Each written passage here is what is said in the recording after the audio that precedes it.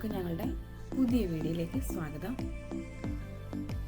ഇന്ന് ഏറ്റവും എളുപ്പത്തിൽ ചെയ്യാൻ പറ്റുന്നത് ഏറ്റവും സ്വാദിഷ്ടമായിട്ടൊരു വിഭവമാണ് കേട്ടോ, കൂർക്ക. എല്ലാവർക്കും കൂർക്ക ഇഷ്ടമല്ലേ? അതുകൊണ്ട് ഇങ്ങനെ ഒരു ഉലർത്തുണ്ടാക്കാമെന്ന് വിചാരിക്കുന്നു. അപ്പോൾ അതിലേക്ക് ഞാൻ ഏകദേശം 250 ഗ്രാം അടുത്തുണ്ട് കേട്ടോ. കൂർക്ക നന്നായി കഴുകി വൃത്തിയാക്കി എടുത്തിട്ടുണ്ട്. ഞാൻ കുറച്ച് വലുപ്പത്തിൽ തന്നെയാണ് കട്ട് ചെയ്തെടുത്തിരിക്കുന്നത് കേട്ടോ. നിങ്ങളുടെ ഇഷ്ടമാണ് ഏതൊക്കെ രീതിയിൽ കട്ട് ചെയ്യണം എന്നുള്ളത്. ഒരു വലിയ സ്പൂൺ മുളക് പൊടി, ഒരു സ്പൂൺ കുരുമുളക് പൊടി, ഒരു ചെറിയ അളവിൽ മഞ്ഞൾപ്പൊടി എടുത്തിട്ടുണ്ട്. അത് നിങ്ങളുടെ എരിവിനനുസരിച്ചാണ് നിങ്ങൾ ചേർക്കുന്നത് കേട്ടോ. ഞാനിപ്പോൾ എടുത്തിരിക്കുന്നത് ഒരു വലിയ സ്പൂൺ മുളക് പൊടി, കുറച്ച് കുരുമുളക് പൊടി, മഞ്ഞൾപ്പൊടിയാണ്. നിങ്ങൾക്ക് കൂർക്ക കനം കുറച്ച് നീളത്തിൽ വേണം അരിഞ്ഞെടുക്കാം, എന്ത് വേണമെന്ന് ചെയ്യാം. ഞാൻ കുറച്ച് ഉപ്പും കൂടി ഇട്ടിട്ടുണ്ട് കേട്ടോ. കൂർക്കയ്ക്ക് വേകാൻ ആവശ്യമായിട്ടുള്ള ഉപ്പും കൂടി ഇട്ടിട്ടുണ്ട്. ഉപ്പിൻ്റെ അളവൊക്കെ കൈക്കണക്കാണ്, ഓരോരുത്തർക്കും പല അളവാണല്ലോ. ഇനി ഞാൻ 1 കപ്പ് വെള്ളം ഒഴിച്ചു കൊടുക്കുകയാണ് കേട്ടോ. കൂർക്കയ്ക്ക് വേവണ്ടേ, അതിനാവശ്യം. പല കൂർക്കയ്ക്കും പല വേവാണ്, എങ്കിലും 5 തൊട്ട് 7 മിനിറ്റിനകം തന്നെ കൂർക്ക വെന്ത് കിട്ടുന്നതാണ്.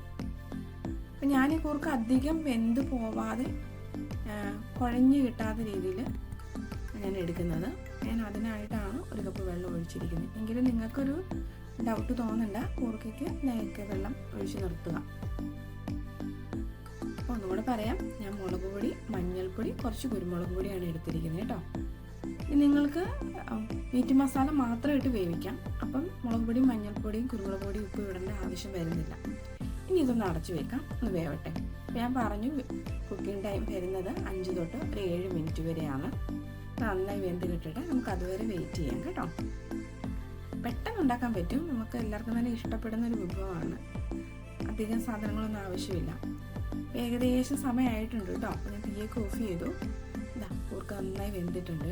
എനിക്ക് ഞാൻ പറഞ്ഞില്ല, കുഴഞ്ഞു പോവണ്ട, ആ ഒരു പരുവത്തിലായിട്ടാണ് ഞാൻ എടുത്തിരിക്കുന്നത്. നമ്മൾ ഒഴിച്ച വെള്ളമൊക്കെ കുറച്ച് മിച്ചമുണ്ട്. അതാ ഈ ഒരു പരുവത്തിൽ കിട്ടിയിട്ടുണ്ട്. നന്നായി വെന്തിട്ടുണ്ട് കേട്ടോ. ഈ ഒരു കൺസിസ്റ്റൻസി എനിക്ക് മതി. ഇനി ഞാൻ അടുപ്പത്തേക്ക് ഒരു പാൻ വെച്ചിട്ടുണ്ട്. കൂർക്ക വളർത്താമെന്ന് പറഞ്ഞല്ലോ. അപ്പോൾ നിങ്ങൾക്ക് ഏത് ഓയിൽ വേണമെങ്കിലും യൂസ് ചെയ്യാം കേട്ടോ. ഞാൻ ഇവിടെ സൺഫ്ലവർ ഓയിൽ ഏകദേശം ഒരു 2 വലിയ സ്പൂൺ എടുത്തിട്ടുണ്ട്. എണ്ണയൊക്കെ ഒന്ന് ചൂടായി വരുന്നുണ്ട്. അതിലേക്ക് ഞാൻ കുറച്ച് കടുക് ഇട്ടു. കടുക് ഉപ്പൊക്കെ എൻ്റെ കൈക്കണക്കാണ്, അതൊക്കെ നിങ്ങളുടെ ഇഷ്ടത്തിന് നിങ്ങൾക്ക് ചേർക്കാം. നിങ്ങൾക്ക് ഇനി അളവിൽ തന്നെ വേണമെന്നുണ്ടെങ്കിൽ 1 സ്പൂൺ ചേർത്ത് പോകാം കേട്ടോ. കടുകൊക്കെ ഒന്ന് പൊട്ടി വരട്ടെ. പെട്ടെന്ന് ഉണ്ടാക്കാമെന്ന് ഞാൻ പറഞ്ഞല്ലോ. നമുക്കൊരു കുക്കിംഗ് ടൈം ആ കൂർക്ക വേഗം 5 തൊട്ട് 7 മിനിറ്റ് വരെ ഉള്ളൂ. ആ ഒരു സമയത്ത് പ്രശ്നമുള്ളൂ. ബാക്കി നമുക്ക് പുറത്തുനിന്നൊക്കെ പെട്ടെന്ന് ആയി കിട്ടുമല്ലോ. കൂർക്ക എല്ലാവർക്കും ഇഷ്ടമാണെന്ന് വിചാരിക്കുന്നു. ഞങ്ങൾക്ക് എന്തായാലും ഭയങ്കര ഇഷ്ടമായിട്ടുള്ള കറിയാണ്. അപ്പോൾ ഞാൻ ഒരു പിടി തേങ്ങാക്കൊത്തും കൂടി ചേർക്കുന്നുണ്ട് കേട്ടോ. അപ്പം കൂർക്കയുടെ കൂടെ തേങ്ങാക്കൊത്തും കൂടെ കഴിക്കാനൊക്കെ നല്ല ടേസ്റ്റ് ആണല്ലോ. തേങ്ങാക്കൊത്ത് ഇടുമ്പോൾ ഒരു പ്രത്യേക രുചി കൂടുതലാണ്. ഇനി തേങ്ങാക്കൊത്ത് ഇല്ലെങ്കിലും കുഴപ്പമില്ല. നിങ്ങളുടെ തേങ്ങാക്കൊത്ത് ഇല്ലയെന്ന് ഓർത്ത് നിങ്ങൾ വിഷമിക്കുകയൊന്നും വേണ്ട. അതില്ലാതെ നമുക്ക് ഉണ്ടാക്കാം കേട്ടോ. കുറച്ചുകൂടി തേങ്ങാക്കൊത്തിയുടെ കുറച്ച് ടേസ്റ്റ് കൂടുതലാണ്. അപ്പം അതൊന്ന് നന്നായിട്ട് ഞാൻ എണ്ണയിലിട്ടൊന്ന് സോട്ട് ചെയ്തെടുക്കുന്നുണ്ട്.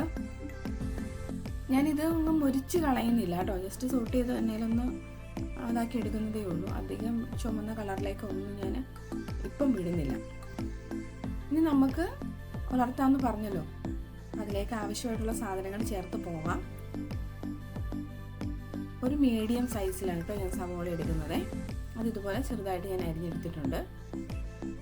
കാരണം കുറച്ചല്ലേ നമ്മുടെ കൂർക്കയുള്ളൂ, അതുകൊണ്ട് മീഡിയം സൈസ് സവോള എടുത്തു.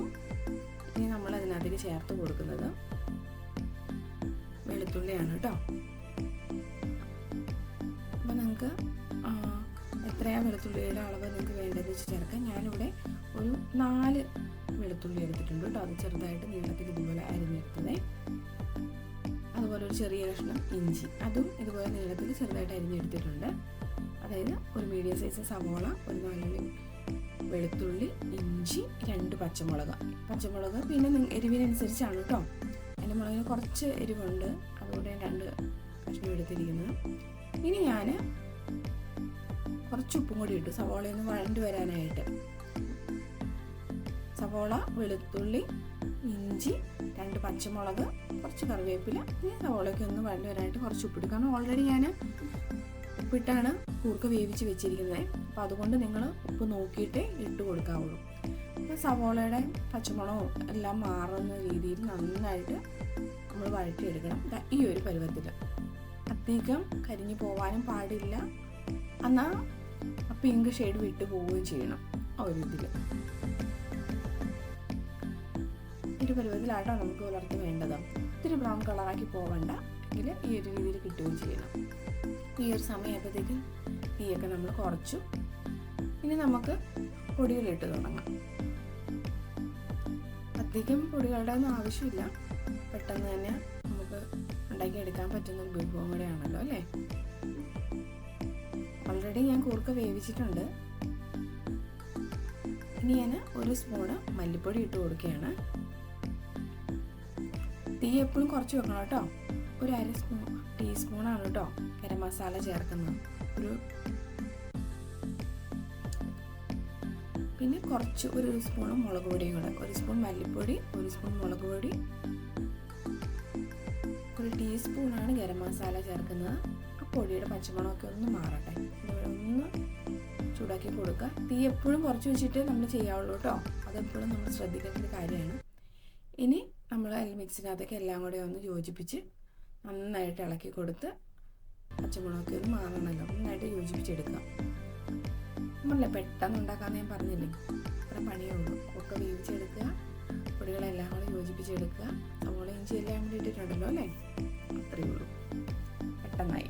നമ്മൾ വേവിച്ച് വെച്ചിരിക്കുന്ന ഈ കൂർക്ക ഞാൻ പറഞ്ഞില്ല കുറച്ച് വെള്ളം വെച്ച് മതിയുള്ളൂ, അതോടുകൂടി ഞാൻ ഒഴിച്ചു കേട്ടോ. എന്നിട്ട് നന്നായിട്ടൊന്ന് ഇളക്കി കൊടുക്കുക.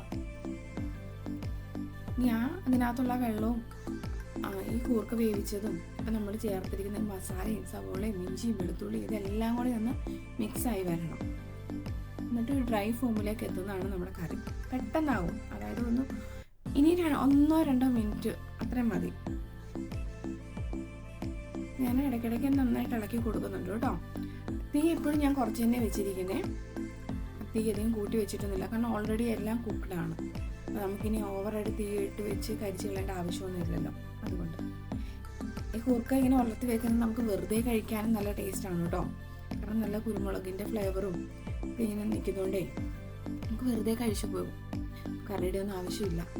ചോറൊക്കെ ഉണ്ടെങ്കിൽ കൂർക്ക മെഴുക്കുവരട്ടിയും ഇങ്ങനത്തെ കുറുക്ക ഉലർത്തൊക്കെ ഉണ്ടെങ്കിൽ പെട്ടെന്ന് പാത്രം കലയാവുന്ന വഴി അറിയില്ല. എന്തായാലും നിങ്ങളൊന്ന് ട്രൈ ചെയ്ത് നോക്കുക, വളരെ ഈസി ആയിട്ട് പെട്ടെന്ന് ഉണ്ടാക്കാൻ പറ്റുന്നില്ല, ആർക്കും ഉണ്ടാക്കാൻ പറ്റുന്നില്ല. അപ്പോൾ നിങ്ങളൊന്ന് ട്രൈ ചെയ്ത് നോക്കണം കേട്ടോ. എന്താണ് കൂടുതൽ റെസിപ്പി ആയിട്ട് വരുന്നതായിരിക്കും, കൂടുതൽ നല്ല വിഭവങ്ങൾ വരുന്നതായിരിക്കും.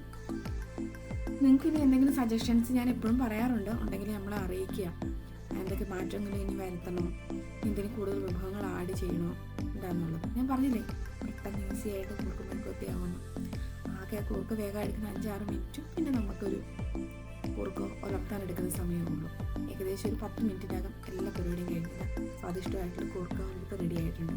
നിങ്ങൾക്ക് ഇഷ്ടമായോ?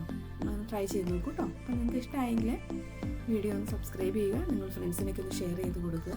കൂടുതൽ നല്ല വീഡിയോസുമായിട്ട് വീണ്ടും വരുന്നതായിരിക്കും. കാത്തിരിക്കുക. Stay tune.